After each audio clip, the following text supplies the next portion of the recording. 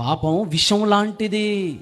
నువ్వు ఎన్ని కార్యక్రమాలు చేపట్టినా అది పడిందంటే మొత్తం ఏమైపోద్ది? కూర ఏమైపోద్ది? నీ కష్టం. అప్పుడప్పుడు వంట చేసేటప్పుడు మీ ఆడవాళ్ళకి బాగా తెలుసు, వంకాయ కూర చేస్తుంటారు పాపం.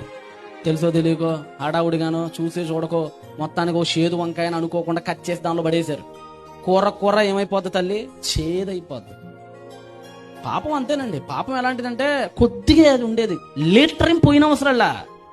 మనం కూడా ఏమనుకుంటాం, వ్యభిచారం పాపం కదా, దొంగతనాలు పాపం కదా, అవి కదా పాపాలు, నేను ఆడే అబద్ధం ఏమంత గొప్ప పాపంలే, నేనే చూపించే కోపం ఏమంత పెద్ద పాపంలే అని అనుకుంటాం. నీకు విషయం అర్థం కావట్లా.